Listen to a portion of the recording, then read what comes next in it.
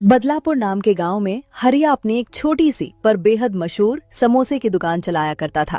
सुबह होते ही उसके तवे से उठती खड़खड़ाहट और मसालों की खुशबू दूर दूर तक फैल जाती थी। ठीक उसके सामने थी गोपाल की बड़ी और चमकदार दुकान। चमचमाती टाइल्स, काउंटर पर कांच की अलमारी, अंदर बैठने की जगह, नौकर चाकर, सब कुछ था। गोपाल गांव का सबसे धनी और प्रभावशाली आदमी माना जाता था। हालांकि गोपाल की दुकान दिखने में शानदार थी, लेकिन ग्राहक हरिया की दुकान पर ज्यादा आते थे। लेकिन सच ये भी था कि हरिया पर गोपाल का एक बड़ा कर्ज था। कुछ साल पहले जब हरिया की पत्नी बीमार पड़ी थी, तब इलाज कराने के लिए हरिया ने मजबूरी में गोपाल से कर्ज लिया था। गोपाल ने कर्ज तो दे दिया, लेकिन वो हर महीने भारी ब्याज वसूलता रहा। क्या हमारे समोसे नहीं बिक रहे? ये कैसे हो सकता है? हम तो गांव में सबसे बेहतरीन समोसे बेचते हैं। साहब, हरिया के समोसे वही देसी स्टाइल के हैं। ऊपर से वो ग्राहकों से हंसकर बात करता है, कुछ उधार भी दे देता है। लोग उसी की तरफ जा रहे हैं। अब बस, ये हरिया बहुत सिर चढ़ गया है। मैं अभी जाता हूं उसके पास और उसके बकाया पैसे निकलवाता हूं। 2 दिन में ठीक कर दूंगा सब। सेठ जी लाल आंखों के साथ हरिया की छोटी सी दुकान पर पहुंचे। सेठ जी, सब खैरियत? आप इतने गुस्से में क्यों? चल मेरे पैसे निकाल, जो तूने अपनी बीवी के इलाज के लिए लिए थे। अभी, आज ही, अभी के अभी। सेठ जी, आप जानते हैं मेरी बीवी की हालत कैसी थी। मैंने आपसे कहा था कि हर महीने थोड़ा थोड़ा करके चुका दूंगा। मैं निभा भी रहा हूं। नहीं, जब तूने पैसे एक साथ लिए थे तो वापस भी एक साथ ही देगा। मैं कोई किश्तों का बैंक नहीं हूं। बहाने बंद कर। सेठ जी, अभी इतनी बड़ी रकम देना मेरे बस में नहीं है। दुकान चलाकर, बच्चों को खिलाकर जितना बचता है वही आपको देता हूं। बस बहुत हो गया। सुन ले हरिया, अगले 2 दिन में अगर मेरे पूरे पैसे नहीं मिले तो मैं तेरी ये दुकान खाली करवा दूंगा। ताला लगवा दूंगा तुझ पर, समझा? हरिया की सांस भारी हो गई। उसके हाथ कांपने लगे। वो जानता था कि सेठ जी धमकी नहीं देते, कर गुजरते हैं। ठीक है सेठ जी, आप फिक्र मत करिए, मैं किसी तरह आपके पैसे लौटा दूंगा। सेठ जी पैर पटकते हुए वहाँ से निकल गए। हरिया उस दिन दुकान बंद करते समय बिल्कुल चुप, थका हुआ, टूटा हुआ, बोझिल कदमों से वो घर पहुंचा। क्या हुआ जी? आज बहुत ही चिंतित लग रहे हो। चेहरा तो बिल्कुल उतर गया है। क्या बताऊं भगवान, मैं तो आज बहुत दुखी हो गया हूँ। ऐसा क्या हो गया? अब बताओगे भी या ऐसे ही बैठोगे? तुम्हारी इलाज के लिए जो मैंने सेठ जी से पैसे लिए थे, आज वो दुकान पर आए थे। कह रहे थे अगर 2 दिन में सारे पैसे नहीं दिए तो दुकान खाली करवा देंगे। और उन्होंने बोला कि अच्छा नहीं होगा। ये सब मेरी वजह से हो रहा है हरिया। काश उस दिन मैं मर जाती तो तुम्हें ये सब नहीं सहना पड़ता। मैं तो अब किसी काम की भी नहीं रही, ना ठीक से चल सकती, ना बैठ सकती, बस बोझ बन गई हूं। नहीं, बिल्कुल नहीं। मुसीबत आई है तो हम दोनों मिलकर उससे लड़ेंगे। मैं देख लूंगा कुछ। भगवान भरोसे छोड़ दो, सब ठीक हो जाएगा। बस तुम रोना बंद करो। आंखें नम हो गईं और वो इसी चिंता में डूबा हुआ धीरे धीरे नींद में चला गया। अगले दिन सुबह सुबह हरिया आंखों में पूरी रात की थकान लिए अपनी दुकान पर पहुंचा। तभी दूर से सुल्तान भाई और राजू आते दिखाई दिए। अरे हरिया, जल्दी से 2 प्लेट समोसे लगा दे, भूख से जान निकल रही है। राजू ने गौर किया कि हरिया के चेहरे पर मुस्कान नहीं बल्कि चिंता की लकीरें थीं। क्या बात हरिया, आज बड़ा परेशान लग रहा है। कुछ गड़बड़ है क्या? क्या बताऊं सुल्तान भाई, कर्ज में डूब चुका हूं। डर लग रहा है कहीं 2-3 दिन में मेरी दुकान ही बंद ना करवानी पड़े। अरे ऐसा क्या हो गया भाई? तू तो हमेशा कहता था कारोबार ठीक चल रहा है। आप जानते ही हैं सुल्तान भाई, मेरी बीवी की तबीयत खराब रहती है। उसके इलाज के लिए मैंने गोपाल से पैसे उधार लिए थे। अब गोपाल गुस्से में है, कह रहा है 2 दिन में पैसे नहीं दिए तो दुकान खाली करवा देगा। अरे हरिया, इतना टेंशन क्यों लेता है? तो अपनी दुकान पर बैंक से लोन क्यों नहीं लेता? दुकान है, ग्राहक की है, बैंक तेरे को बढ़िया पैसा दे देगी। बात तो ठीक कह रहा है राजू, लोन मिल गया तो गोपाल का पैसा चुक जाएगा। अरे सुल्तान भाई, आपका जमाना गया। आजकल लोन लेना ही पड़ता है। हरिया की मजबूरी है, और कोई रास्ता भी तो नहीं। रास्ते हमेशा होते हैं राजू, बस हमें दिखते नहीं। लेकिन ये सच है कि इंसान जितना बैंक के चक्कर में फंसता है उतना ही मुसीबत में पड़ता है। हरिया ने समोसे प्लेट में रखकर दोनों को दिए। लो भाई, गरम गरम समोसे खाओ। दोनों ने समोसे खाए। दोनों वहां से चले गए। उस दिन समोसे बेचते बेचते हरिया का मन एक पल भी शांत नहीं हुआ। मन में बस एक ही डर, 2 दिन और दुकान चली जाएगी। शाम होते ही वो दुकान जल्दी बंद करता है। बैंक पहुंचकर वो हिम्मत जुटाता है। हाँ भाई, क्या काम है? नमस्ते साहब, मुझे मुझे लोन चाहिए था। हाँ हाँ, क्यों नहीं, हम लोन के लिए ही तो बैठे हैं। बताओ, कितने का लोन चाहिए? साहब, मुझे 25,000 रुपए का लोन चाहिए था। देखो भाई, अगर तुझे 25,000 चाहिए तो तुझे 35,000 का लोन लेना पड़ेगा। क्यों साहब, मुझे तो सिर्फ 25,000 ही चाहिए। अरे साम, बैंक का processor charge, file charge, verification, ये सब मिलाकर 10,000 बैंक अपने पास रखेगी और बाकी के 25,000 तुझे मिलेंगे। और साहब, हर महीने कितना देना पड़ेगा? हर महीने 1,000 रुपए किस्त देनी होगी, कुल मिलाकर 40 महीने तक। समझ गया? ठीक है साहब, मुझे मंजूर है। बस यही सुनना था। चलो फिर, ये सारे डॉक्यूमेंट हैं, इन पर साइन कर दो। साहब, मैं लिखना नहीं जानता। हरिया ने दस्तावेजों पर अपना नीला स्याही वाला अंगूठा लगा दिया। लो भाई हरिया, ये रहे तेरे 25,000 रुपए।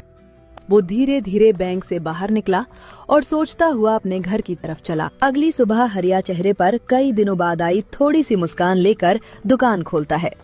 तभी दूर से भारी कदमों की आवाज आती है। सेठ जी गुस्से से लाल चेहरा लिए दुकान की तरफ बढ़ रहे थे। अरे ओ हरिया, चल निकाल पैसे। 2 दिन पूरे हो गए हैं, अब बहाना मत बनाना। हरिया ने तुरंत अपनी जेब से पैसे की गड्डी निकाली और सामने रख दी। ये लीजिए सेठ जी, पूरे 25,000 रुपए। सेठ जी का मुंह खुला का खुला रह गया। हरिया, तूने इतनी जल्दी इतना पैसा कहाँ से जुटा लिया? कहीं चोरी वोरी तो नहीं की? नहीं सेठ जी, चोरी? अरे मैं भला ऐसा क्यों करूंगा? तो फिर बता, पैसे आए कहाँ से? साहब, मैंने बैंक से लोन लिया है, सोचा आपका पैसा चुका दूं, कम से कम दुकान तो बच जाएगी। धीरे धीरे बैंक को किस्त भरता रहूंगा। उन्होंने आंखें उठाकर हरिया की छोटी सी दुकान देखी, जहां सुबह से ही लोग कतार में खड़े रहते थे। सेठ जी, ऐसा मत कहिए, आपकी दुकान बड़ी है, आप मालदार आदमी हैं, हम तो छोटे लोग हैं, बस मेहनत। व्यापार अब कोई आता ही नहीं, सब तेरे देसी समोसे की तरफ खिंच जाते हैं। शायद तू मेहनत सही कर रहा है और मैं गलत दिशा में। साहब, चाहें तो आप भी देसी स्टाइल समोसे बनाइए। मैं तो आपकी मदद भी कर दूं। उस दिन हरिया की दुकान पर पहले से भी ज्यादा भीड़ थी। लोग एक एक करके आते। हरिया हाथ चलाता जा रहा था और मन ही मन खुश था। सोच रहा था कि शायद मेहनत रंग ला रही है। भीड़ थोड़ा कम हुई ही थी कि तभी एक दुबली पतली झुर्रियों से भरा चेहरा लिए एक बूढ़ी दादी वहां आ पहुंची। अरे बेटा, इस गरीब को भी कुछ खिला दे, बहुत दिन से पेट में दाना नहीं गया। अरे दादी, आप तो मेरी अपनी माँ जैसी हो। रुकिए, अभी लाया। लो माँ जी, पहले इसे खा लो, फिर आराम से बैठ जाना। दादी ने समोसा ऐसे खाया जैसे महीनों बाद कुछ अच्छा नसीब हुआ हो। बेटा, ये ले, ये तेरे काम आएगी। अरे दादी, मैं ये क्या करूंगा? आपने खाना खाया, बस वही मेरे लिए काफी है। ये थैली मत दीजिए। अरे बेटा, ले ले, इस थैली में मसाले हैं, तेरे बुरे वक्त में काम आएंगे, इन्हें हल्के में मत लेना। दादी रहने दीजिए, आपका सामान मैं कैसे ले लूं? जब भी कोई भूखे को खिलाता है तो ये संसार कुछ लौटाता जरूर है। मैं कुछ और दे नहीं सकती, बस ये मसाले तेरे लिए छोड़ जा रही हूँ, इनमें दुआओं का स्वाद है बेटा। इतना कहकर वो धीरे धीरे चल दी। हरिया ने दुकान बंद की और थैली लेकर घर की ओर चल पड़ा। हरिया घर जल्दी जल्दी पहुंचता है। दरवाजा खोलते ही उसका दिल बैठ जाता है। रोशनी बिस्तर पर बैठी बैठी कांप रही थी। उसका चेहरा पीलापन लिए था, होंठ सूखे और हाथ पांव ठंड से अकड़ रहे थे। अरे रोशनी, ये कैसी हालत हो गई तुम्हारी? तुमने मुझे पहले क्यों नहीं बताया? हरिया, मैं ठीक हूँ, बस थोड़ा जुकाम। नहीं, ये सिर्फ जुकाम नहीं है। चलो अभी डॉक्टर के पास चलते हैं। वो बिना देर किए रोशनी को कंधे का सहारा देकर पास के अस्पताल ले जाता है। डॉक्टर उसे इमरजेंसी रूम में ले जाते हैं। कुछ देर बाद डॉक्टर बाहर आते हैं, रिपोर्ट हाथ में। देखो हरिया, रोशनी की हालत काफी नाजुक है। उसके हाथ पैरों की नसें ठंड की वजह से सिकुड़ चुकी हैं। उसका शरीर तेजी से ताप खो रहा है। डॉक्टर साहब, बचा लीजिए मेरी रोशनी को। मैं क्या कर सकता हूं बताइए? इलाज तुरंत शुरू करना पड़ेगा। देर हुई तो हालत और बिगड़ सकती है। कम से कम 20,000 रुपए की जरूरत पड़ेगी, दवाइयों, इंजेक्शन और मशीनों के लिए। तुम जितना जल्दी पैसे जमा करवा दोगे उतना अच्छा होगा। ये सुनते ही हरिया के पैरों तले जमीन खिसक जाती है। हरिया की आंखें भर आती हैं, पर वो खुद को मजबूत दिखाता है। डॉक्टर साहब, आप इलाज शुरू करो। मैं पैसे का इंतजाम करके अभी आता हूं। रोशनी को कुछ नहीं होने दूंगा। उसका कदम सीधे सेठ जी के घर की ओर बढ़ जाता है। अरे हरिया, अब मेरे घर कैसे आना हो गया? अभी तो तूने मेरा सारा कर्जा भी उतार दिया है। सब ठीक ठाक तो है? हरिया की आंखें नम थीं, चेहरा उतरा हुआ। सेठ जी, मैं बहुत बड़ी मुसीबत में पड़ गया हूं। रोशनी, मेरी पत्नी, उसकी हालत बहुत खराब है। डॉक्टर ने कहा है कि इलाज तुरंत शुरू करना पड़ेगा। मुझे 20,000 रुपए उधार चाहिए। बस इस बार मदद कर दीजिए। सेठ अंदर ही अंदर मुस्कुराया। ये तो उसके लिए सुनहरा मौका था। अब आया ना जाल में। अगर इसकी दुकान ही नहीं रहेगी तो गांव में समोसे कौन बेचेगा? सब मेरे होटल पर ही आएंगे। ठीक है हरिया, मैं तुझे 20,000 दे दूंगा, लेकिन मेरी एक छोटी सी शर्त है। कहो सेठ जी, मैं आपकी हर शर्त मानने को तैयार हूं। बस मेरी रोशनी बच जाए। देख हरिया, बदले में तुझे अपनी दुकान मुझे देनी होगी। सेठ जी, मेरी दुकान तो इससे कहीं ज्यादा की है। मैं उसे सिर्फ 20,000 में कैसे दे दूं? अरे हरिया, लोग जरूरत के वक्त अपनी आधी चीजें भी बेच देते हैं। अगर तुझे पैसों की सच में जरूरत है तो 20,000 ले ले और दुकान मुझे दे जा, वरना मैं कुछ नहीं कर सकता। उसके सामने अपनी पत्नी की जान थी और दूसरी तरफ उसकी मेहनत की दुकान। ठीक है सेठ जी, आप दुकान ले लीजिए और मुझे 20,000 रुपए दे दीजिए। मेरी रोशनी बच जाएगी तो सब फिर से बना लूंगा। हरिया पैसों को कस कर पकड़ता है।